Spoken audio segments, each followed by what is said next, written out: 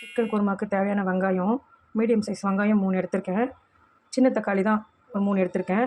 காரத்துக்கு பச்சை மிளகா, அதுக்கப்புறம் வந்து தேங்காய் வந்து அரைச்சி ஊற்ற போகிறோம். பச்சை மிளகா தான் காரமே, அதனால் பச்சை மிளகா கொஞ்சம் நிறைய சேர்த்துக்கேன். இது காரம் இல்லாத பச்சை மிளகா தான். குழம்பு வந்து மிளகாத்தூளை நம்ம போட போகிறதில்ல, வெறும் பச்சை மிளகா காரம் மட்டும்தான்.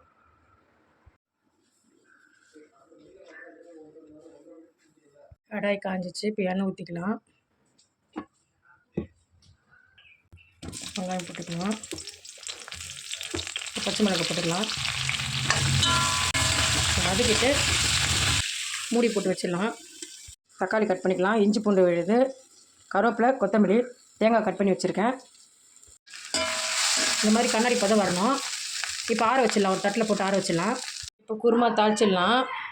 எண்ணெய் ஊற்றிக்கலாம். பிரியாணி பொடி, சோம்பு, பட்டை, பிரியாணி இலை எடுத்திருக்கேன், இதை போட்டுக்கலாம். இப்போ தக்காளி சேர்த்துடலாம். தக்காளி நல்லா வதங்கிட்டோம். வதக்கி வச்ச வெங்காயமும் பச்சை மிளகாவையும் நம்ம இப்போ ஆறிடுச்சு. இப்போ அரைச்சிக்கலாம்.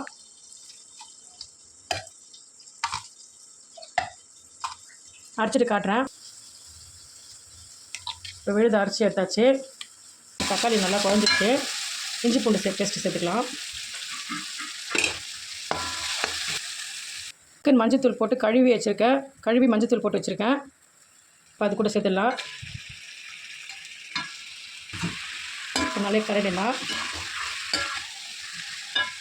இப்போ கலரியாச்சு. இப்போ மூடி போட்டு ஒரு 5 நிமிஷம் வேக விட்டுடலாம். சிக்கன் போட்டு 5 நிமிஷம் ஆகிடுச்சு. இப்போ கருவேப்பிலை சேர்த்துக்கலாம். இப்போ அரைச்சி வச்சு விழுது சேர்த்துக்கலாம்.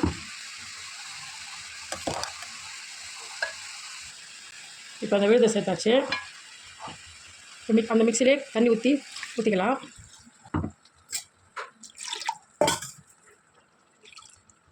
குழம்புக்கு தேவையான உப்பு சேர்த்துடலாம். உப்பு சேர்த்து நல்லா கலரி விட்டுருங்க. தண்ணி ஊற்றிட்டு தேவையான அளவு தண்ணி ஊற்றிட்டு இப்போ மூடி வச்சிடலாம், வேகட்டும். தேங்காய் அரைச்சின்னு வந்துடலாம். இப்போ குழம்பு நல்லா கொச்சிருச்சு. மிளகுத்தூள் போட்டுக்கலாம். 2 ஸ்பூன் மிளகுத்தூள் போட்டுக்கலாம்.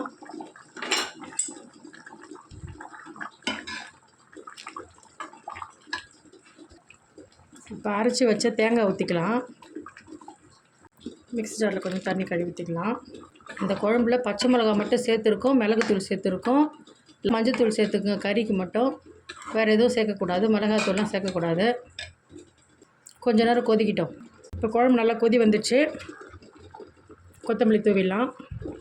எல்லோருக்கும் நல்லதே நடக்கட்டும். நன்றி, வணக்கம்.